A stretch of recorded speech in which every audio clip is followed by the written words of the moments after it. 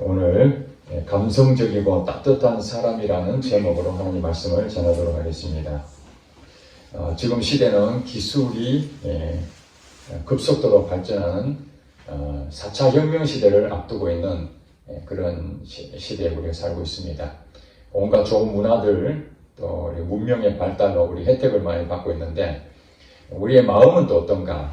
우리의 마음은 2000년 전이나 또 아담과 하와로 이후부터 지금까지 인류 역사 가운데에 우리의 마음이 더 온유해지고 더 겸손해지고 더 이렇게 따뜻하고 그런 쪽보다는 오히려 냉철하고 판단하고 비판하고 정지하고 이런 부분이 훨씬 많아지고 있다, 그렇게 생각이 듭니다. 특별히 극단적인 생각하는 사람들 때문에 많은 공동체들이 관계에서 허물어지는 경우를 많이 볼 수가 있습니다. 오늘 우리나라 사회뿐만 아니라 전 세계가 지금 진영론리로 나눠지고 세대 간의 갈등, 이런 것들이 계속적인 이유가 뭐냐면은 자기 기준에 서서 볼 때에 다른 사람이 잘못됐다, 이렇게 보는 것이죠. 그래서 우리가 살아가면서 이 서로 차이가 있다는 것을 인정을 해야 되는데, 서로의 가지고 있는 생각들과 또 가지고 있는 가치관과 또 자라온 그런 환경들이 다 다르잖아요. 그것을 하나님은 존중히 여기시고 모든 사람을 통일하지 아니하시고 각각에 맞는 작품으로 만드셨는데, 우리는 어떻게든 내 생각과 같은 부분으로 자꾸 끌고 가려고 합니다. 그러다 보니까 극단적인 생각을 가진 사람들이 이 사회에 얼마나 많은 어려움을 주는지 모릅니다. 극단적인 생각을 하는 사람들이 가지고 있는 공통점이 뭐냐면은 자기 말고 다른 사람은 다르다고 생각하지 않냐고 틀렸다고 생각합니다. 자기는 옳고 다른 사람은 그릇되다, 이렇게 생각하는 거죠. 한마디로 자기는 공정하다고 보는 겁니다. 자기 기준에서 공정하다고 보는 것이죠. 그러나 다른 사람도 또 마찬가지로 자기 기준에 볼 때 내가 틀렸다고 보여지는 거죠. 그러다 보니까 서로가 갈등하고 싸우는 겁니다. 여러분, 직장 안에서도 마찬가지입니다. 직장도 조직이 있기 때문에 서로 간에 우리 동료들끼리 서로 마음이 하나가 되기도 하지만 극단적인 생각을 가진 사람들하고 대화를 하게 되면 어떤 마음이 듭니까? 거부감이 들어가죠. 그 사람이 말하는 것이 정확하고 분명하게 보이지만은 그런데 어딘지 모르게 마음이 편치 않습니다. 그 사람이 볼 때는 틀린 말이 아니에요. 분명히 맞습니다. 지적하고 또 거기에 대해서 잘못된 것을 분명하게 말하고 이런 것에 대해서 따끔하게 그런 얘기 들을 때 맞지만은 공감이 안 되는 겁니다. 그래서 이 사회는 정확하고 분명하고 공정하고 이런 사람들이 많은 사람들에게 이렇게 존중을 받고 또 그 사람을 똑똑하다, 그렇게 인정하고 있습니다. 그러나 사실은 오늘 이 시대에 감성적이고 따뜻한 사람이 필요한 시대라고 보여집니다. 오늘 여러분 요한복음 8장을 여러분 다 1절부터 11절까지 이 내용을 봉독을 했는데, 이 내용을 여러분 이미 다 알고 계신 분들이 많죠. 마찬가지입니다. 여기에도 한 여자가 음행하다가 간음하다가 현장에서 잡혔습니다. 그러니까 지나간 얘기도 아니고 들은 얘기도 아니고 현장에서 붙잡혀 왔는데 누구에게 왔습니까? 서기관들과 바리새인들 앞에 이제 끌려온 겁니다. 서기관과 바리새인들의 이들이 가지고 있는 생각이 뭡니까? 극단적인 생각을 가지고 있는 사람들입니다. 모세 율법을 철저하게 지키고 그것을 최고의 권위로 생각하는 사람들입니다. 그래서 율법을 조금이라도 어기게 되면 가차없이 비판하고 정죄하는 그 부류가 바로 이 서기관들과 바리새인들의 한 상징이라고 볼 수가 있습니다. 그런데 이 음행했던 여자가 그들에게 끌려와서 섰습니다. 얼마나 두렵겠습니까? 이건 현장에서 잡혔기 때문에 빼도 박도 못하는, 증거가 확실하잖아요. 분명합니다. 그러니 잡혀왔던 이 여자 마음은 어떻겠습니까? 이제 난 죽었구나. 왜냐하면 이 여자도 알거든요. 간음한 사람은 모세 율법에 보면은 죽여라고 그렇게 나와 있습니다. 여기 보니까 서기관과 바리새인들이 음행 중에 잡힌 여자를 끌고 와서 누구 앞에 세웠습니까? 예수님 앞에 데려온 겁니다. 자기들이 처리할 수도 있는데 그것을 어떤 목적으로 사용했던 것 같습니다. 그것은 예수님이 이 여자에 대해서 어떻게 판결을 내릴 것인지 그게 궁금했던 것 같습니다. 자기는 이미 답을 가지고 있어요. 이 여자는 사형에 해당한다. 반드시 죽게 된다. 그랬는데 예수님은 어떤 분입니까? 이 세상을 구원하러 오신 분이거든요. 그 죄를 사해 주시러 오신 분인데 그러면 그 예수님이 모세 율법을 어기는지 아니면은 그것을 어떻게 해결하는지 그것을 공경에 처하게 만들려고 하는 목적을 가지고 있었던 것으로 보입니다. 그래서 6절에 말하기를 그들이 이렇게 말하면 고발할 조건을 얻고자 하여 예수를 시험합니다.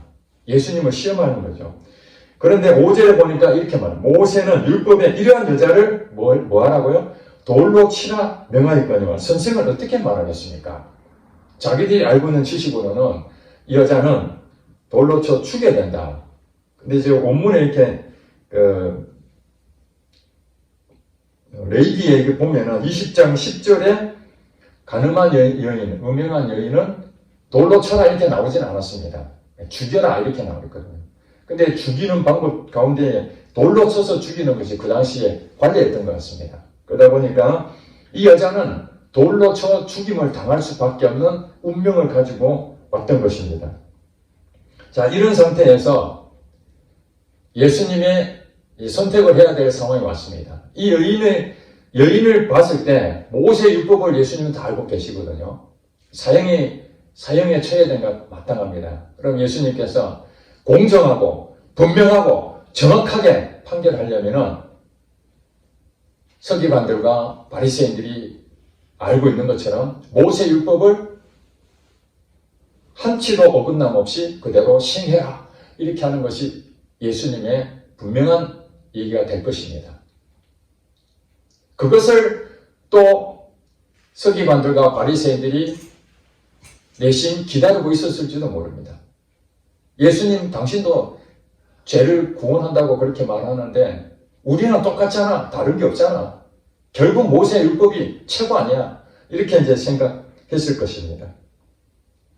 근데 예수님께서는 어찌된 인문인지 거기에 대한 답을 하지 아니하시고 몸을 굽혀서 손가락으로 땅에 무엇을 썼습니다.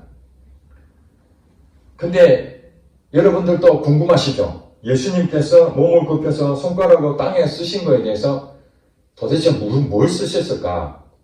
근데 여기에 보면은 본문에는 아무것도 나오지 않았습니다. 다양한 해석들이 있습니다. 그 땅에 쓴 그 내용들이 어떤 여러 가지 해석들을 하고 있는데 그리고 여기에 대해서 굉장히 관심을 많이 갖는 분들이 많은데 성경에 이 내용이 없다면은 예수님께서 특별한 어떤 이유가 있어서 땅에 뭔가 쓰셨구나 그렇게 이해를 하시면 되는데 이게 그렇게 궁금한지 끊임없이 이걸 갖고 질문하는 사람들도 있습니다. 목사님, 예수님께서 몸을 굽혀 손가락으로 땅을 쓰셨다는데 뭘 쓰셨죠? 이게 왜 그렇게 궁금한지 모르겠어요. 이 성경에서 말하고 있는 것은 땅에 쓰신 것이 중요한 게 아니잖아요. 그건 아주 작은 일이거든요. 가십거리밖에 안 되는 그게 우리가 주목할 것이 아니라 중요한 건 그 다음 절입니다. 7절에 보니까 그들이 묻기를 마지 아니하는지라. 계속 이제 독촉하는 거죠. 도대체 예수님 답변을 좀 하세요. 땅에 뭘 쓰시고 있는데 그러니까 예수님께서 이제 일어나서 말씀하시기를 너희 중에 죄 없는 자가 어떻게 하라는 거예요? 먼저 돌로 치라.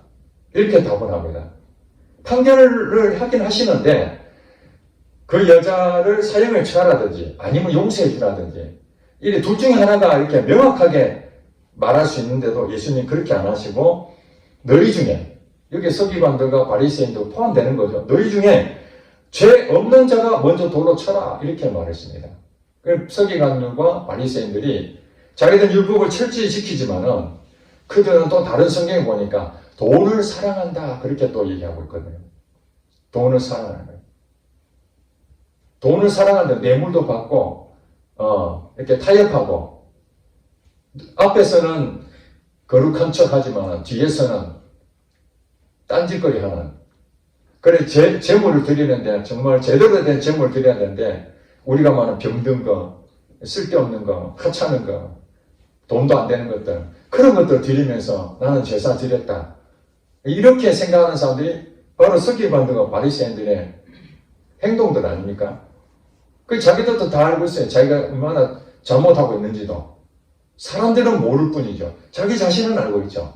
그래서 예수님께서 그걸 아시고 죄 없는 자가 먼저 돌로 치라. 너희들 가운데에 정말로 남을 비판할 정도로 정죄하고 이 여자가 반드시 죽어야 된다 라고 생각하는 사람 가운데에 너는 죄를 짓지 않느냐. 그걸 묻고 있는 것이죠. 그런 사람만이 다른 사람을 정죄할 수 있다. 너도 죄를 하나도 짓지 않는다면 다른 사람을 정죄할 수 있는 고난이 있을지 모르지만은 너 스스로도 발견되지 않았지만 현장에서 붙잡히지 않았지만 어두운 밤에 몰래 돈을 받고 남 모르게 나쁜 짓 한 것들 그거 양심이 너의 마음을 그걸 견디고 있지 않느냐. 실제로 그렇습니다. 9절에 보니까 그들이 이 말씀을 듣고 어떻다는 거예요? 양심의 가치를 느꼈습니다. 하나님 주신 거거든요. 그들이 아무리 속이려 하더라도 하나님 주신 양심조차는 속일 수가 없었던 것 같아요. 그래서 예수님께서는 그들의 양심을 가지고 죄 없는 자가 먼저 돌로 치라 그렇게 말을 했습니다. 그들은 찔려서 내가 이 여인을 고소했지만은 그러나 자기 자신도 죄가 있다는 것을 스스로 인정하고 그 자리를 피했습니다. 왜 피했겠습니까? 수치감을 느꼈기 때문에, 부끄러움을 느꼈기 때문에. 우리가 역사를 돌이켜서 다시 에덴 동산을 가보면 그렇지 않습니까?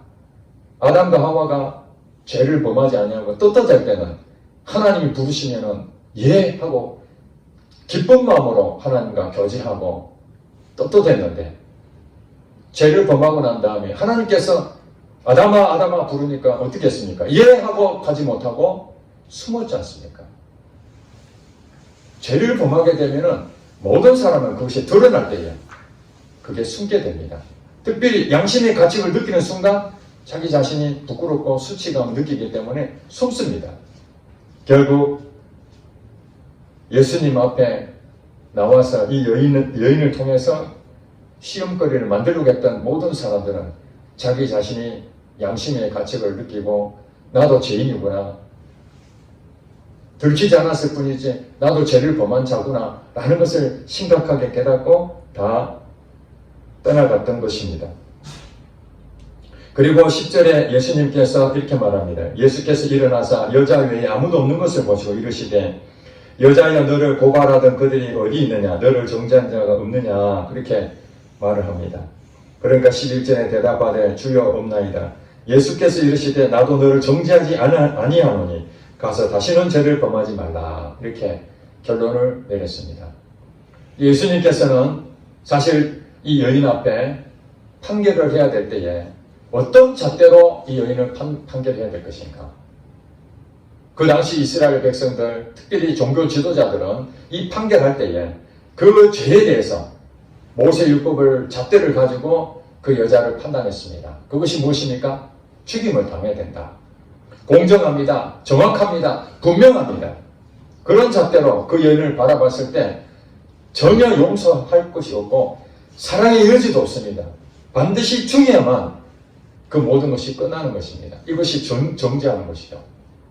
자기 자신은 어떤 잣대를 가지고 분명하고 정확하고 공정하다라고 생각하지만은 그러나 이 세상은 모든 것이 분명하고 정확하고 공정하다고 그것이 옳다고 그렇게 볼 수가 없는 것입니다. 그렇다면 예수님께서도 마찬가지로 그 여인 앞에 종교 지도자들이 생각했던 것처럼 모세율법을 들이대고 그 잣대로 그 여인을 판단해야 옳지 않겠습니까?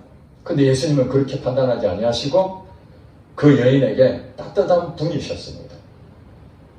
따뜻한 분이셨어요. 감성적이고 따뜻한 그것이 뭡니까?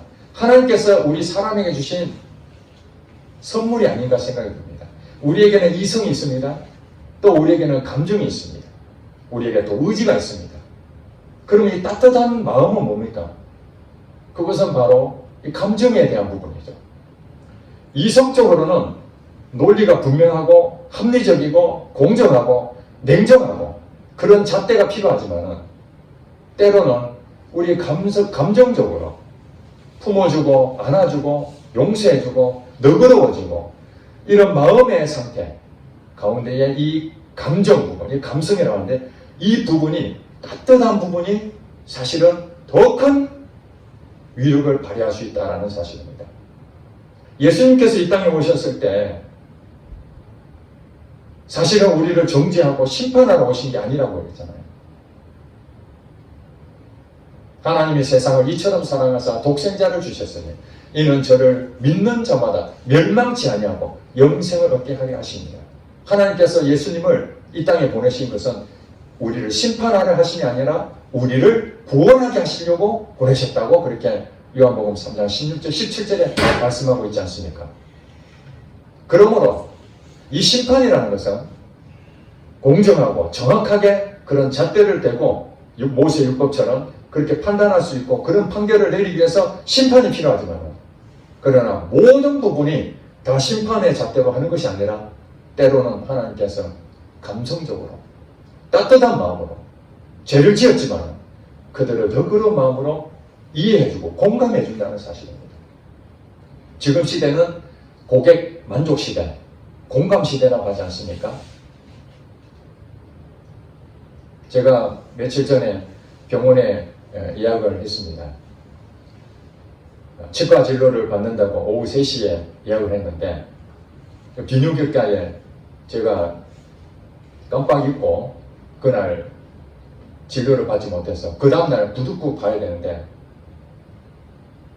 1시부터 2시까지 이제 점심시간이라 그 시간은 안 되죠. 그러면 제가 2시에 진료를 보고 빨리 끝내야 3시에 치과를 이렇게 가게 됐습니다. 그걸 곰곰이 생각해 보니까 이게 앞에 있는 사람이 좀 먼저 와서 기다리면 제가 늦게 가게 되잖아요. 그래서 혹시나 해가지고 전화로 혹시 예약이 안 되는가. 그래 아가씨가 뭐라냐면 예약이 안 됩니다. 그러면 내가 여차저차해서 3시에 치과 진료가 있으니까 2시에까지 내가 갈 테니까 바로 진료를 받을 수 있도록 좀 도와주면 안 되겠습니까? 안 됩니다. 한마디로 딱 거절하는 겁니다. 오는 순서대로 해야 됩니다. 그 사람은 정확하고 분명하고 공정하게 말했습니다. 근데 듣는 저는 너무 마음이 속상한 거예요. 똑같은 말을 하더라고요. 고객님, 지금 이 상황이 됐는데 조금만 기다리시면 안 되겠습니까? 또 규정은 그렇게 안 돼 있지만 오시면 제가 어떻게든 방법을 찾아보겠습니다. 똑같은 상황인데 그 말 한마디가 정확하고 분명하고 공정하다고 말을 하지만 사실은 거기서 따뜻한 마음이 안 느껴지는 거예요. 사무적으로 느껴지죠. 그것을 감성적이고 따뜻한 말 한마디 하면 결국 내가 거기에 가서 예약하지도 못하고 그 시간에 못 맞춘다 할지라도 제 마음이 어떻습니까? 그 사람을 통해서 이해해주고 공감해주는 감동이 되는 부분이 아니겠습니까?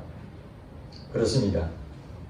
오늘 예수님께서도 이 땅에 오신 것은 우리를 정죄하고 어떤 잣대를 가지고 판단하고 그러려고 오신 것이 아니라 정말 늘 죄에 시들려서 내가 어떻게 살아가야 되나 이런 이제 마음을 가지고 있는 사람 앞에 어깨 두들겨주면서 너만 죄 짓는 게 아니야. 모든 사람은 다 죄인이야. 너 많이 힘들었지. 여러분 이 가늠한 이 현장에 잡힌 이 여자의 마음을 한번 생각해 보시기 바랍니다. 정상적인 그런 관계라면 떳떳할 건데 부정한 방법으로 그 현장에서 하고 있었을 때에 그 마음이 얼마나 조바하겠습니까? 내가 이 일이 걸리면은 나는 죽는다. 그럼에도 인간이 약해서 부득불 그 짓을 했는데 그 잡혀왔는데 거기서 아, 나는 이제 죽었구나. 수치를 당하고 여기에 끌려가고 저기 끌려가고 예수님 앞에까지 왔죠. 수치를 당한 자기 자신이 뭐 더 이상 여자가 부끄러워서 무슨 말을 더 하겠습니까? 그때에 예수님께서 이 여인 앞에 와가지고 바로 그냥 심판을 했다면은 이 여인은 뭐 당연히 뭐 받아들일 수밖에 없는 상황이니까 그렇지 당연하지. 그랬는데 예수님은 따뜻하게 안아주시고 정말 공감해 주시고 죄 없는 자가 먼저 돌로 쳐라 그 말 한마디에 자기만 죄를 지어서 이게 부끄러운 줄 알았는데 자기를 손가락질하고 돌로 치려고 돌멩이 짚고 있는 그 사람들마저도 나와 똑같은 존재로 죄 있는 자가 있다는 것을 공감하게 만들므로써 자기의 수치를 가려줬지 않습니까? 다른 사람은 다 옳은데 나만 그릇되다면 얼마나 부끄럽습니까? 근데 나도 잘못했는데 다른 사람도 다 잘못했다. 그 우리가 말하는 똑같은 상황이 되어버렸으니까 예수님이 말 한마디에 모든 사람이 다 죄인으로 똑같이 되어버리니까 그 수치를 가려준 거랑 똑같이 되어버린 거죠. 저는 어떻고 여러분은 어떻습니까? 우리는 들키지 않았을 뿐이지 이 여인처럼 죄가 없는 사람이 아니잖아요. 그 죄를 씻을 수도 없고 영원히 멸망할 수밖에 없는 그런 상황에서 예수님이 어느 날 나를 찾아오셔서 예수님 누군지도 몰랐는데 그분이 찾아오셔서 이게 보니까 나도 너를 정죄하지 아니하노니 가서 다시는 죄를 범하지 말라. 내가 너를 정죄하지 않는다. 내가 너를 심판하지 아니한다. 나는 너를 나의 친구다. 나의 자녀다. 그렇게 안아줬을 때에 그 마음은 고객 감동이 아니겠습니까? 예수님께서 이 부분에서 냉정하고 공정하고 정확한 잣대로 되지 아니하고 따뜻한 마음으로 그를 안아줬을 때에 그 여인의 마음은 완전히 그냥 하나님 은혜죠. 하나님 은혜. 저가 그런 거예요. 저도 생각해보니까 이 가늠한 여인과 다를 바가 없는 거예요. 현장에서 붙잡힌 그 여인의 그 심정만큼은 아니라 할지라도 내 자신을 봤을 때 뭔가 남보다 뛰어난 것도 없고 대단한 어떤 뭐 업적도 없고 능력도 없고 부족한 건 투성인데 허물도 많은데 어떻게 하나님께서 나를 찾아오셔서 나를 이처럼 불쌍히 여기시고 긍휼히 여기시고 인자를 베푸시고 이렇게 하실 수 있을까 하는 그런 마음이 드니까 그 은혜가 너무 감사한 거예요.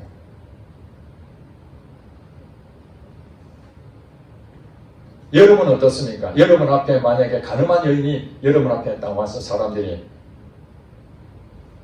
예수님에게 데려온 것처럼 여러분 앞에 이 여자를 데려왔다면 여러분 어떻게 판결하겠습니까? 공정하고 냉정하고 정확하게 판결하는 것이 옳다고 생각하십니까? 우리는 그렇게 살아왔던 거죠.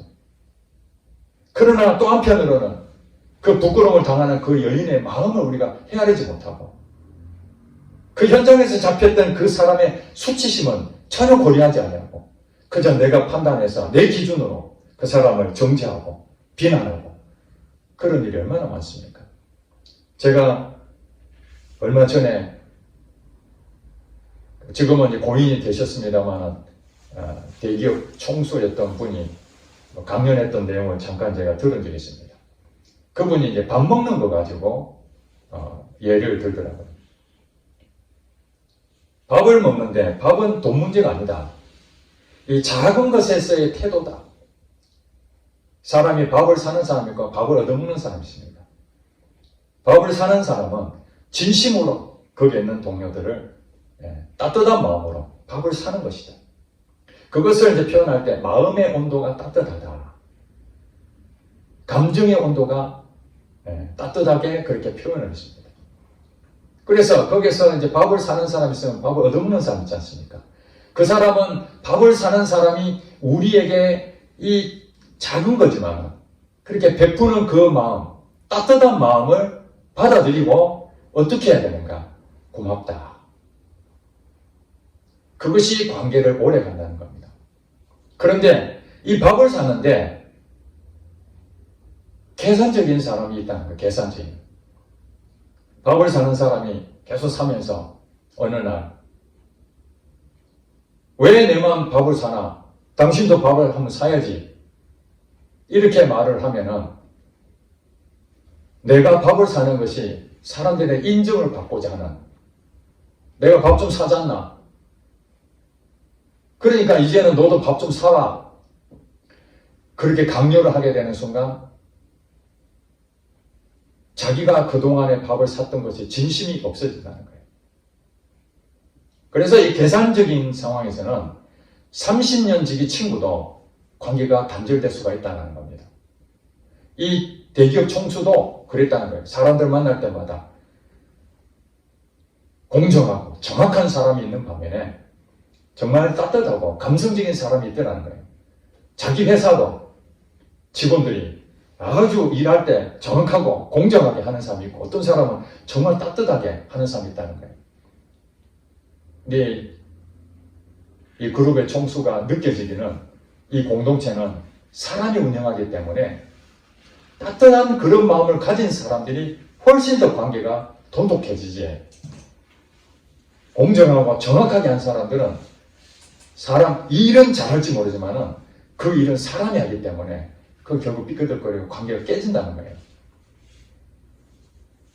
그리고 밥을 얻어먹는 사람 입장에서도 항상 밥을 사는 사람이 있으니까 어느 날 그랬다는 거예요. 이번에 누가 밥 사지? 걱정하지 마. 저 사람이 늘 밥 사잖아. 이번에도 저 사람 밥 살 거야. 이렇게 말한다는 건 무엇입니까? 이미 그 사람이 진심을 못 받아들이고 있다는 거예요. 저 사람은 항상 밥을 사니까 항상 니는 밥을 사야 돼. 당연하게 이해는. 밥을 사는 사람이 진심을 다해서 사고, 다음에 또 사고, 다음에 또 사고, 그런 마음으로 했을 뿐이지, 진심으로 한 것을 늘 배품을 받다 보니까 당연하게 생각합니다. 당연히 당신이 밥을 사야지. 이게 계산적이라는 거예요. 그래서 이 그룹 총수는 뭐냐면 그런 사람 관계를 끊어버린다는 거예요. 이런 사람은 진심을 받지 못하기 때문에. 일반 사회에서도 이런 조직 관계에서 관계가 얼마나 중요한지 그룹 총수도 깨달았다는 거 아니겠습니까? 모든 것을 정확하고 정지하고 나만 옳고 그쪽은 틀렸다 이런 잣대가 아니라 때로는 감성적이고 따뜻한 마음으로 품어주고 이해해주고 너그러운 마음을 갖는 것이 필요하다는 거예요.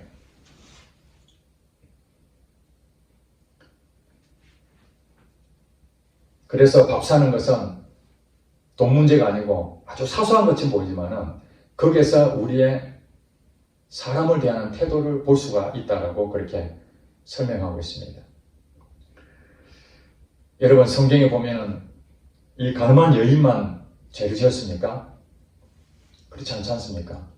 다윗도 바세바를 하고 간음을 하고 그의 남편도 죽이고, 우리가 볼 때 사형에 해당되는 모세 율법을 적용하게 되면 다윗도 사형을 당해야 됩니다. 그런데 하나님께서는 그를 따뜻한 마음으로 용서해 주시고 품어 주셨습니다. 그때 다윗의 마음은 어땠을까요? 모세 율법의 잣대로 자기를 하나님께서 심판하실 수도 있는데 그때 다시 한번 기회를 주시고 나의 연약함을 아시고 품어주시는 그 사랑 앞에 눈물을 쏟지 않았겠습니까? 하나님 앞에 감동하지 않았겠습니까? 그 은혜에 다시 한 번 더 회복하는 그런 마음을 가졌을 것입니다. 또 여러분, 창세기에 보면은 유다와 다말이라는 사람이 나옵니다. 유다의 아들이 3명 있었는데 그 첫째 부인이 다말이었죠. 첫째 아들의 부인이 며느리죠. 근데 그 아들이 죽고 후사가 없어서 둘째 아들이, 원래 이제 그 계대법에 의하면은 둘째 아들이 형수를 자녀를 낳아야 되기 때문에 그래서 죽고 자녀 없이 세 번째도 결국 죽게 됐습니다. 이 여인은 남편 셋을 전부 다 떠나버리고 혼자 남았어요. 자식 볼 날이 없습니다. 근데 유다가 뭐라냐면은 자식 볼 수 있도록 기다려봐라. 근데 세월이 지나도 아무 소식이 없어서 이 다말이 꾀를 썼습니다. 기생처럼 가장해가지고 시아버지인 유다와 관계를 맺고 아이를 갖게 됩니다. 여러분, 두 사람 다 간음죄를 범한 것이죠. 사형에 해당되는 겁니다. 간음죄를 범했으니까 돌로 쳐 죽어야 됩니다. 근데 하나님께서 어떻게 했습니까? 그 유다의 후손을 통해서 다윗이 나왔고, 그 다윗의 후손을 통해서 예수 그리스도가 탄생하는 그런 족보의 연결이 유다를 통해서 나왔고, 또 다말을 통해서 나왔다고 성경이 말하고 있지 않습니까? 그렇습니다. 우리가 볼 땐, 저거 돌로 쳐 죽여야 되는 그런 범죄자인데도 불구하고 하나님께서는 예수님의 족보 안에 유다와 다말이 그 안에 포함이 되게 만든 것이죠. 또 여러분, 선지서에 보면은 호세아서라고 나옵니다. 호세아서에 보면은 고멜이라는 여자가 나오는데, 그 고멜이 음란한 여자다, 그렇게 말했습니다. 음란한 여자한테 하나님께서는 호세아에 보고 그 여자하고 결혼하라 그랬습니다. 여러분, 음란한 여자를 어떻게 결혼할 수 있습니까? 근데 하나님께서 그 호세아에게 특별한 어떤 뜻이 있으셔서 결혼하라는 거예요.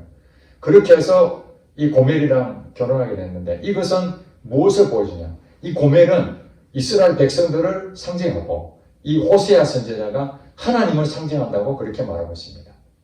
음란하고 나쁜 짓 하고 그랬는데 끊임없이 그 여인을 그래도 사랑하고, 그래도 또 사랑하고 품고 따뜻한 마음으로 감성적으로 공감해주고 이해해주는, 그것이 바로 누구냐? 하나님이라는 거예요. 이스라엘 백성과 하나님의 관계를 호세아와 고멜의 관계로 만드는데, 이 고멜이 바로 가늠한 여인, 오늘 8장에 나와 있는 현장에서 붙잡힌 바로 가늠한 여인이 바로 이스라엘 백성이었고, 이 현장에 잡힌 그 여인이 바로 저와 여러분 아니겠습니까? 그랬는데 그 앞에 이 여인이 예수님 앞에 왔으니까 용서받았고 따뜻한 사랑을 경험했지, 만약에 이 여인이 서기관과 바리새인들 또 다른 사람한테 가고 예수님한테 안 왔다면 어땠을까요? 죽었겠죠. 정죄당하고 난도질 당하고 집안이 쑥대밭이 되지 않았겠습니까? 그렇습니다. 오늘 이 시대는 이성으로서 냉정하게 판단하고 극단적인 생각을 가져서 교회 공동체도 흐트러지고 사회도 흐트러지게 만들고 자기 속에는 옳다고 생각해서 관계를 다 깨뜨리는 그런 부분이 있습니다. 어떤 자세로 가는 겁니까? 자기가 볼 때 정확하다고 하는 거죠. 이성적으로 정확하게 가려고 하는 그것이 때로는 사람들의 마음을 상처를 주고 공동체가 무너지는 그런 일들이 생긴다는 것입니다.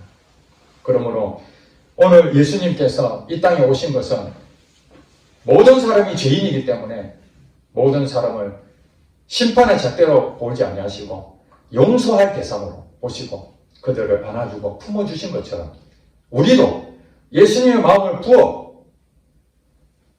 어려운 사람들, 힘든 사람들, 죄를 짓는 사람들, 수없는 많은 사람들이 우리 직장 안에도 있고 교회도 있고 이 사회도 넘치고 있습니다. 그때에 내 자신을 바라봐야 된다. 난 누구라고요? 현장에서 붙잡힌 여자가 바로 나다.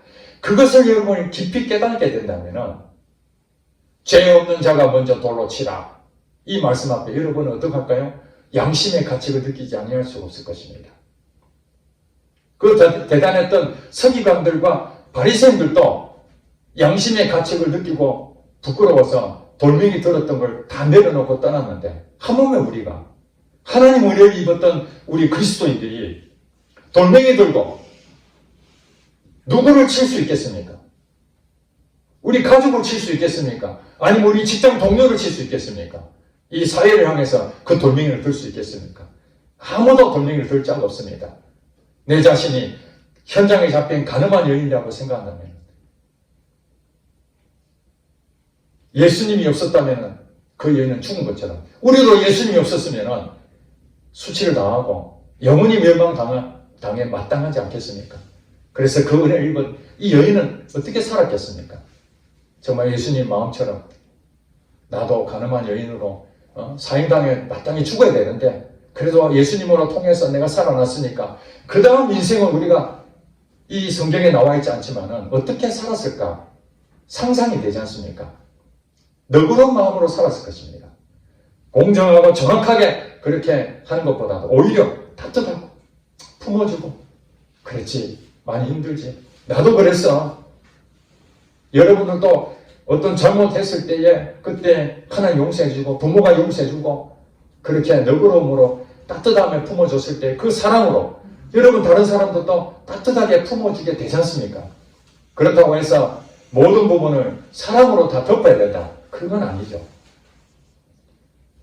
어떤 그 공동체가 완전히 무너질 수밖에 없는 그런 상황에서는 냉정하게, 공정하고 정확하게 이성적 판단할 때가 있습니다. 그렇지 않겠습니까? 죄를 짓는다고 무조건 용서해준다고 또 죄를 짓는데 그러면 이게 어떻게 되겠습니까? 그래서 성경에 뭐라고 얘기합니까? 하나님이 사랑하는 자녀에게는 징계하신다고 그러잖아요. 채찍을 듭니다. 그것이 뭡니까? 정확하게, 공정하게, 때로는 채찍을 들고 너 잘못하면 안 되지? 너 맞아야 고치겠지? 이러고 부모가 자식을 때리지 않습니까? 그 때리는 것이 무엇입니까? 모든 부분에 공정하고 분명하게 잣대를 대고 무조건 채찍을 때리는 것이 아니라 어떤 때는 채찍을 때려야 되고 어떤 때는 너그러운 마음으로 이해해주고 용서해줘야 되는 거죠. 이게 균형이 잘 잡혀야 되는 거예요. 그것을 하나님께서는 공의와 정의의 그 사랑의 하나님으로 계시는 거 아니겠습니까? 죄를 범했기 때문에 부득불 심판하셔야 되고, 그럼에도 불구하고 그 죄를 사해 주심으로써 그 사랑, 따뜻함으로 그를 건져주시는 이 두 가지가 다 있거든요. 그러니까 오늘 우리도 그리스도인이라면 이 두 가지가 균형을 잡아야 됩니다.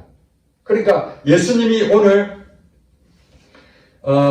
가늠하다가 걸려서 데려온 이 여인을 예수님 앞에 세워진 것을 가지고 예수님이 어떻게 판결했는지 우리는 어떻게 해야 됩니까?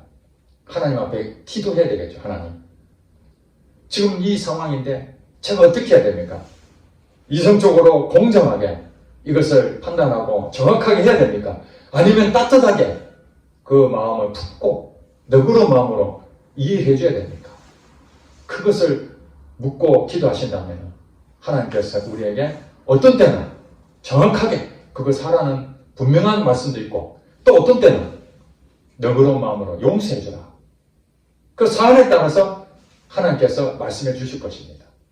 그러므로 우리는 내 자신이 어떤 상태인가, 평생 현장에서 잡힌 가늠한 여인이 바로 나다 그렇게 생각하고, 다른 사람이 죄를 범하고 다른 사람이 잘못한 것을 보인다 할지라도 우리는 그를 정죄하기 앞서 먼저 하나님, 그를 불쌍히 여겨달라. 그래서 예수님께 나오는 모든 사람들 예수님이 불쌍히 여기셔서 그들의 병을 치료해 주시고 귀신을 쫓아내 주시고 그렇게 해 주실 것이 아니겠습니까? 그래서 우리도 오늘 예수님의 마음을 품고 감성적이고 따뜻한 그 마음으로 살아야 될 줄 믿습니다. 어떤 부분에서 계산적이고 이해타산적이고 이런 것이 그 사람 볼 때 똑똑하고 야, 저 사람은 참 정확하다, 분명하다 그런 소리 들을지 모르지만 냉정하고 차갑다. 저도 그런 부분이 있었거든요. 냉정하고 차갑다. 그래서 생각해 보니까 따뜻한 마음을 품어야 되는데 내가 그런 부분이 많이 부족했구나. 이성적으로 너무 정확하게 하려고 했던 부분이 많이 있었구나. 그래서 따뜻한 마음을 갖는 것이 내게 많이 부족하구나. 그런 마음을 느꼈습니다. 여러분은 어떻습니까? 혹시라도 여러분 앞에 가늠한 여인이 있고 사람들이 이 사람을 어떻게 판결할 것이냐 물어볼 때 여러분은 어떻게 이 가늠하다 잡힌 이 여인을 어떻게 판결하겠습니까? 그것은 여러분들이 공정한 것뿐만 아니라 때로는 따뜻한 마음, 이 두 가지를 가지고 있을 때에 그 사람을 온전하게 그렇게 인도하게 될 것입니다. 오늘 이 말씀을 생각하시면서 내 자신이 하나님을 통해서 은혜 받은 가늠한 여인이다 생각하고, 하나님 누구신가? 인자하시고 은혜가 많으시고 노하게 더디하시고 자비로우신 그런 하나님이시다 라는 것을 생각하며 더 감성적이고 따뜻한 사람이 되었으면 좋겠습니다. 기도하겠습니다.